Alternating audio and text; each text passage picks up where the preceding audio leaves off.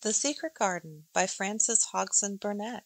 This is a printing from 1911. The language may be a little bit different from what you're used to, and some of the words might be a bit problematic, but I hope you enjoy. Chapter 1. There is no one left.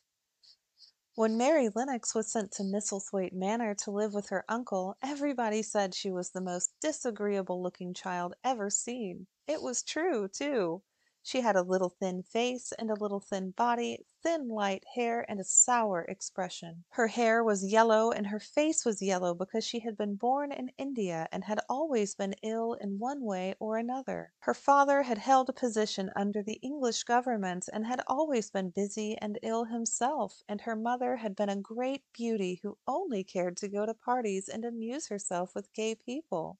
She had not wanted a little girl at all, and when Mary was born she handed her over to the care of an ayah, who was made to understand that if she wished to please the Mem Sahib she must keep the child out of sight as much as possible. So when she was a sickly, fretful, ugly little baby, she was kept out of the way, and when she became a sickly, fretful, toddling thing, she was kept out of the way also. She never remembered seeing familiarly anything but the dark faces of her ayah and the other native servants, and they always obeyed her and gave her her own way in everything, because the Mem Sahib would be angry if she was disturbed by her crying. By the time she was 6 years old, she was as tyrannical and selfish a little pig as ever lived. The young English governess who came to teach her to read and write disliked her so much that she gave up her place in 3 months, and when the other governesses came to try to fill it, they always went away in a shorter time than the first one. So if Mary had not chosen to really want to know how to read books, she would have never learned her letters at all. One frightfully hot morning, when she was about 9 years old, she awakened feeling very cross, and she became crosser still when she saw that the servant who stood by her bedside was not her ayah. "Why did you come?" she said to the strange woman. "I will not let you stay. Send my ayah to me." The woman looked frightened, but she only stammered that the ayah could not come, and when Mary threw herself into a passion and beat and kicked her, she looked only more frightened and repeated that it was not possible for the ayah to come to Missy Sahib. There was something mysterious in the air that morning.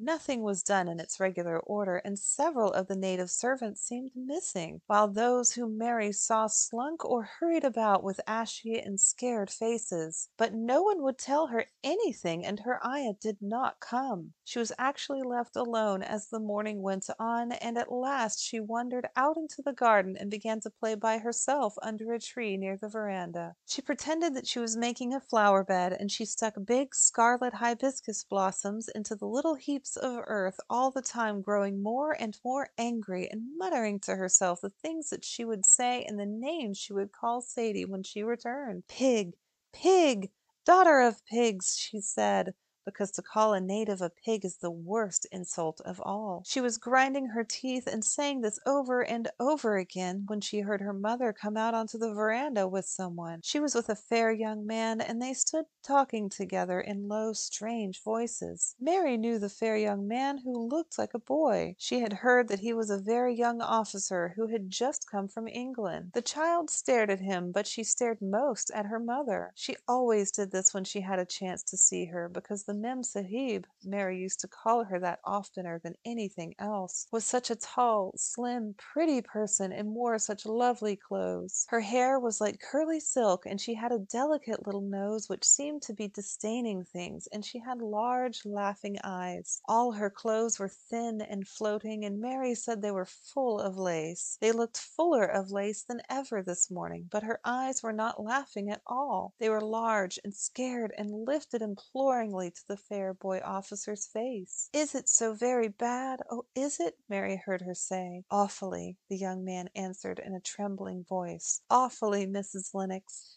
You ought to have gone to the hills 2 weeks ago." The Mem Sahib wrung her hands. "Oh, I know I ought," she cried. "I only stayed to go to that silly dinner party. What a fool I was!" At that very moment such a loud sound of wailing broke out from the servants' quarters that she clutched the young man's arms, and Mary stood shivering from head to foot. The wailing grew wilder and wilder. "What is it? What is it?" Mrs. Lennox gasped. "Someone has died," answered the boy officer. "You did not say it had broken out among your servants." "I did not know," the Memsahib cried. "Come with me, come with me," and she turned and ran into the house. After that, appalling things happened, and the mysteriousness of the morning was explained to Mary. The cholera had broken out in its most fatal form, and people were dying like flies. The ayah had been taken ill in the night, and it was because she had just died that the servants wailed in the huts. Before the next day 3 other servants were dead, and others had run away in terror. There was panic on every side, and dying people in all the bungalows. During the confusion and bewilderment of the second day, Mary hid herself in the nursery and was forgotten by everyone. No one thought of her, nobody wanted her, and the strange things happened of which she knew nothing. Mary alternately cried and slept through the hours. She only knew that people were ill and that she heard mysterious and frightening sounds. Once she crept into the dining room and found it empty, though a partially finished meal was on the table, and chairs and plates looked as if they had been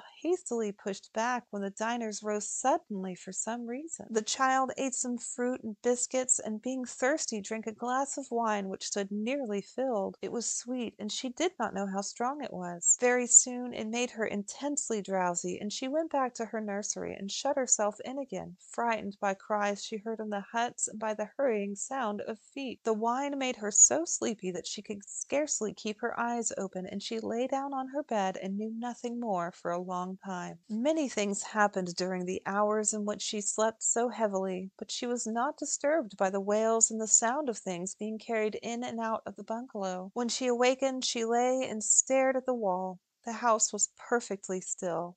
She had never known it to be so silent before. She heard neither voices nor footsteps, and wondered if everybody had got well of the cholera and all of the trouble was over. She wondered also who would take care of her now that her ayah was dead. There would be a new ayah, and perhaps she would know some new stories. Mary had been rather tired of the old ones. She did not cry because her nurse had died. She was not an affectionate child and never cared much for anyone. The noise and hurrying about and wailing over the cholera had frightened her, and she had been angry because no one seemed to remember that she was alive. Everyone was too panic-stricken to think of a little girl no one was fond of. When people had the cholera, it seemed that they remembered nothing but themselves. But if everyone had got well again, surely someone would remember and come to look for her. But no one came, and as she lay waiting, the house seemed to grow more and more silent. She heard something rustling on the matting, and when she looked down, she saw a little snake gliding along, watching her with his eyes like jewels. She was not frightened because he was a harmless little thing who would not hurt her, and he seemed in a hurry to get out of the room. He slipped under the door as she watched him. "How queer and quiet it is," she said. "It sounds as if there was no one in the bungalow but me and the snake." Almost the next minute she heard footsteps in the compound, and then on the veranda. They were men's footsteps, and the men entered the bungalow and talked in low voices. No one went to meet or speak to them, and they seemed to open doors and look into rooms. "What desolation!" she heard one voice say. "That pretty,